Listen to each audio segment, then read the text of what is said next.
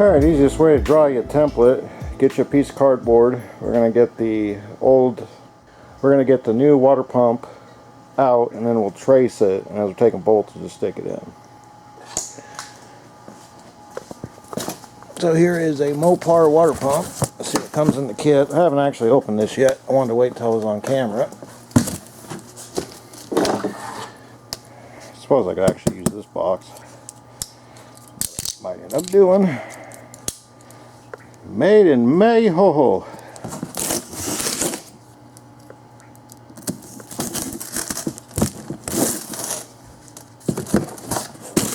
Got to be careful opening this. There's a gasket in here. I don't want to have to chase one.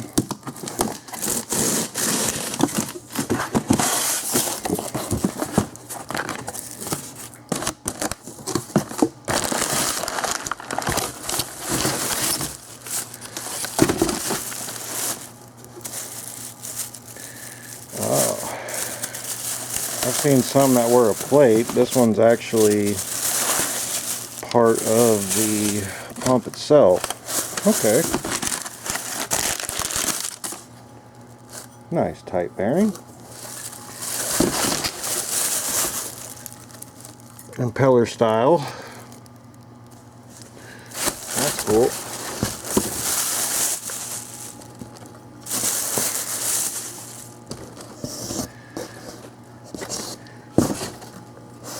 Okay, this one comes with a new sensor, and then what we're going to do is we're going to just draw all the way around this.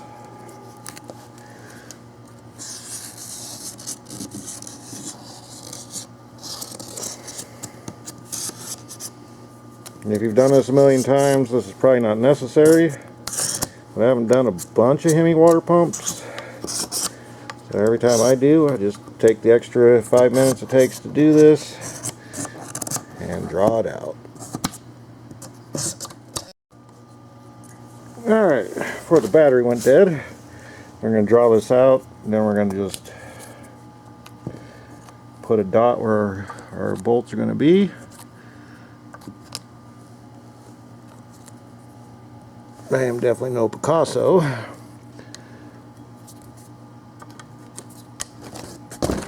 So we got one here. We got a big one here.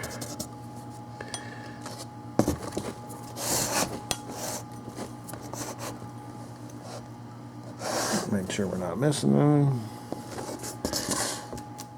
And we got one down here. Okay. Alright, it's about the best shot I can get you. Fortunately, YouTube doesn't pay enough to hire a full-time camera guy. Okay, we're going to take this bracket off first.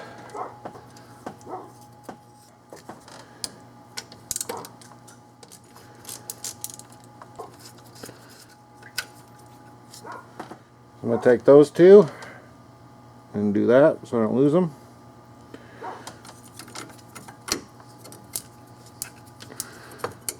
Okay, that we're just going to leave loose till we know we need to do something with it. I think the rest of these are going to be 15s. Let's see.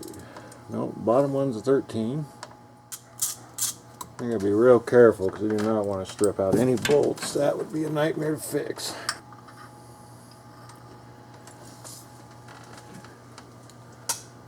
There's the first one. I think what we're going to do is get out all the 13s first. That one was loose.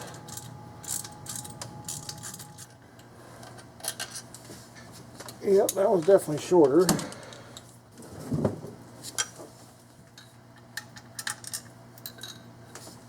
That one's short. Let's see, that one. 13 as well. That one's really long. Yeah, there's definitely a bunch of different sizes here. Okay, let's get all of our 13s out of the way.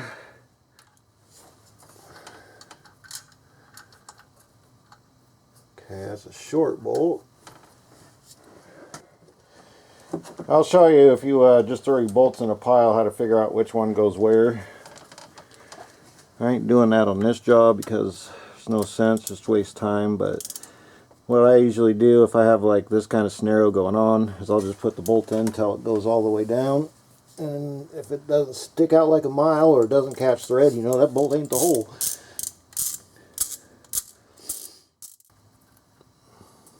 Okay, we got one hidden underneath the idler. This is one of those jobs you've never done it before and you're going to attempt it. Just take your time. You can always rewind these videos.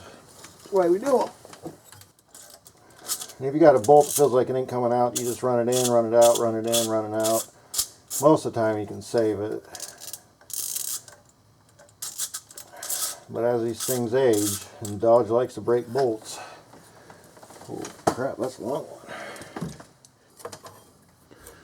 Looks like we might have a bigger one there. Or I'm going to need a deep socket for it. Yep, I need a deep socket.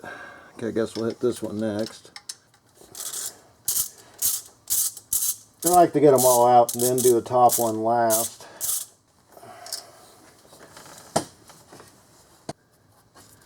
Looks like the only one we got left is going to be,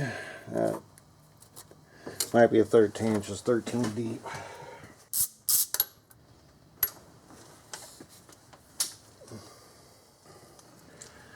And after this one, it should go.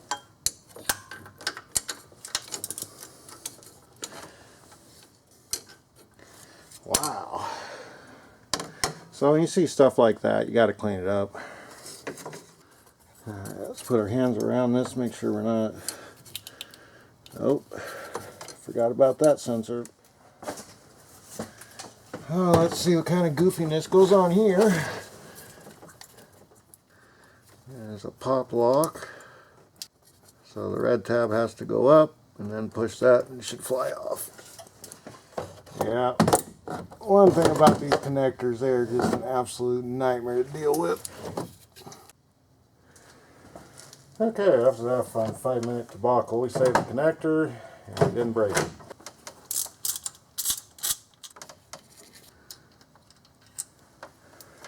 Alright.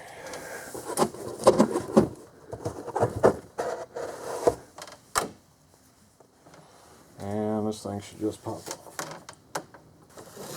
If it don't pull, don't start prying. It should just pop off. It's just an O-ring, but I know it's been on for a long time. And of course, a super long one. Maybe a little bit of encouragement. Shouldn't have to bang on it that hard to get it off.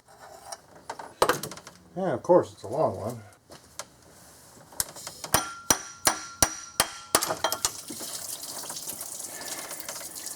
And all over the ground she goes.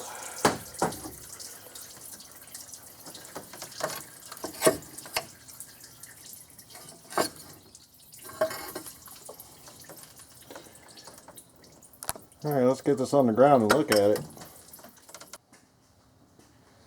Well, it's definitely a Mopar original. Let's see how dirty the face is. Face is a little dirty, not too bad though. Alright, well, let's we're gonna have to do a little bit of cleanup there though, because it looks like we have a little bit of residue and definitely don't want a leak in this engine. Timing cover does a lot of work. I'm just hoping he never gets a leak behind it, because this isn't like a simple timing cover like the Magnums. Like, this sucker's kind of in depth to do timing cover gasket too. Alright, one thing funny about the original Mopar is that the gasket is definitely different. The new one's black, this one's gray. And it wasn't too far gone from leaking itself because it's flat. It's squished. You hear that? That's plastic. On a new one,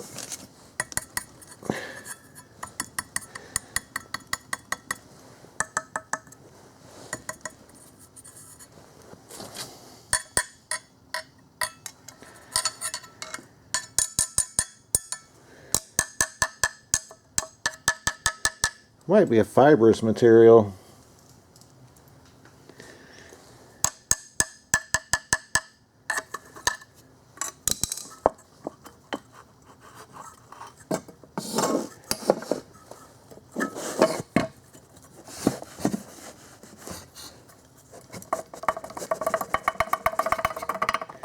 Yeah, that might make some noise.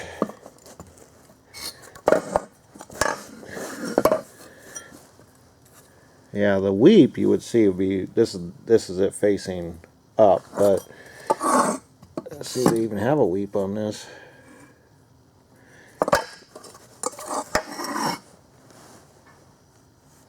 No, maybe the weep's in the bearing. Maybe they did away with weep. I don't see one. Nope, no weep. You would never know. Well, alright, we're going to do some cleaning, and then we'll put this guy back on and get her back together, and then we'll pull the radiator out. Still got a lot of work to do yet.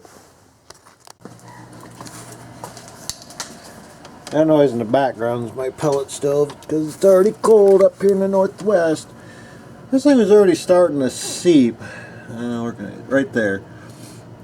Just a little bit. You can see where it's not white.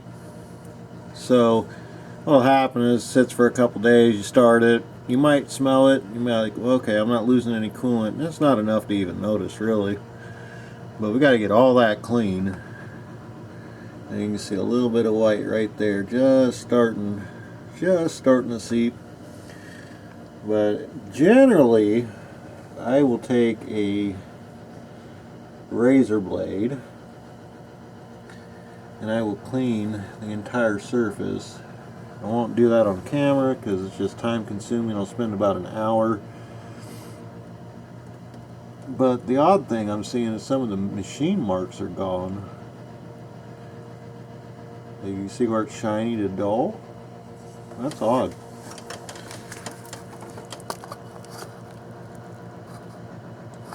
That is really odd to me.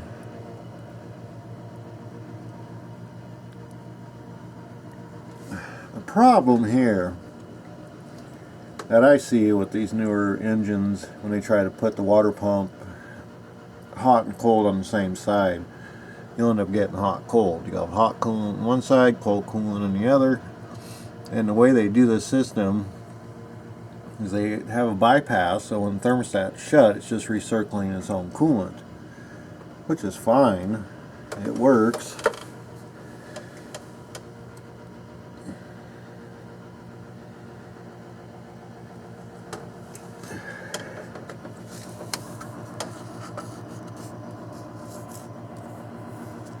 I don't know, this thing's had a little bit of electrolysis happening, and even though it's had Mopar coolant its whole life, it's never had anything but pink, and it's been changed.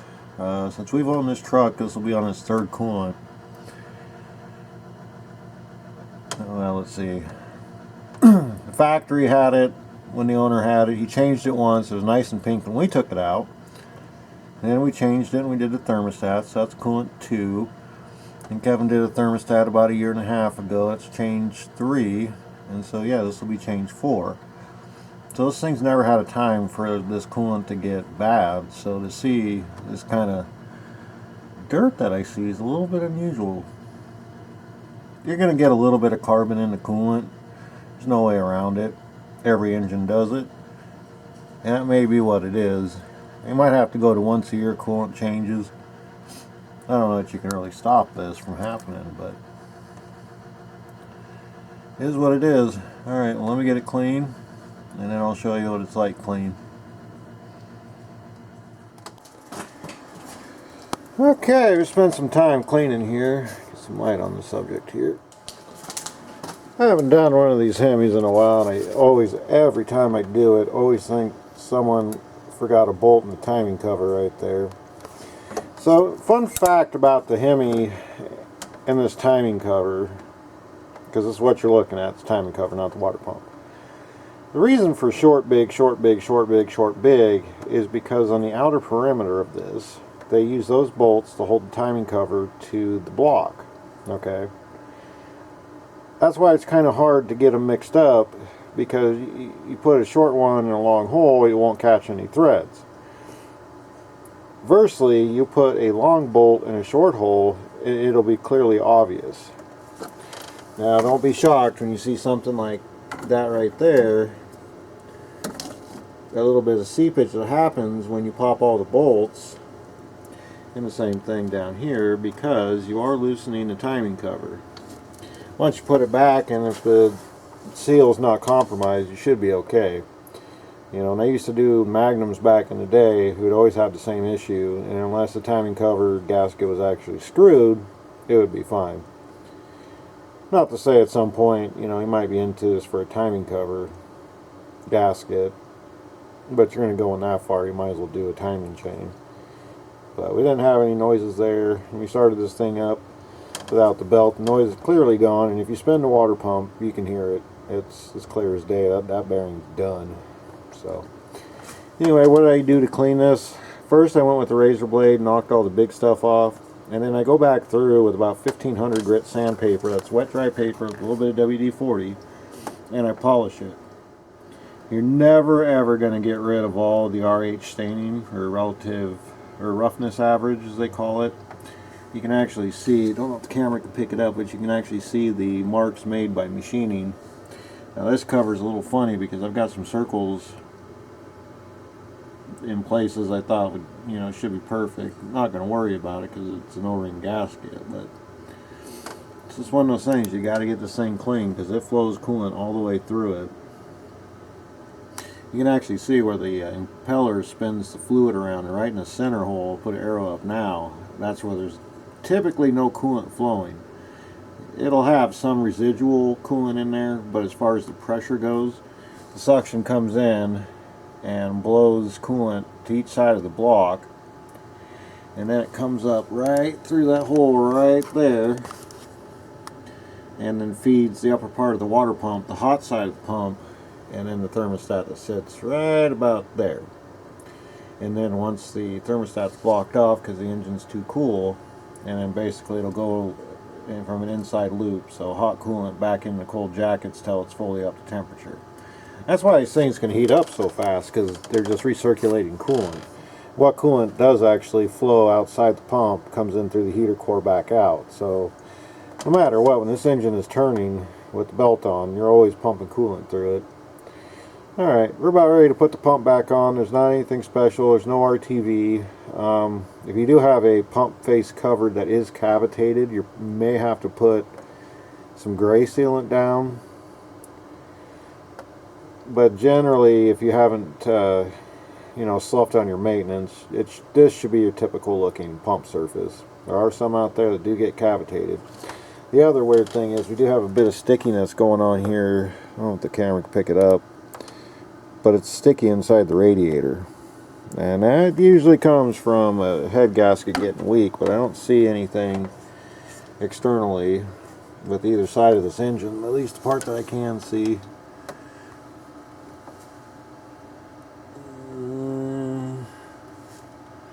A little seepage there, but again, all engines, you're going to pass some carbon through the head gasket. There's just no way around it. You know, all the heat cycles these things do, and you got steel on the bottom, aluminum on top. You're going to get a little bit of flex, but you know, if one day this thing blows a head gasket, it won't be a surprise. What will happen is when you pull it apart, you'll see where the gasket is just ate up from this coolant, even though it's been maintained. You know, that's the thing with Hope coolant. This is why it's so important to change it. There's not much you can do to stop that from happening. It is what it is. You blow a head gasket, you blow a head gasket. You can have perfect oil changes and still drop a lifter, so what do you want? Alright, let me get everything set up and then we'll slam this pump on.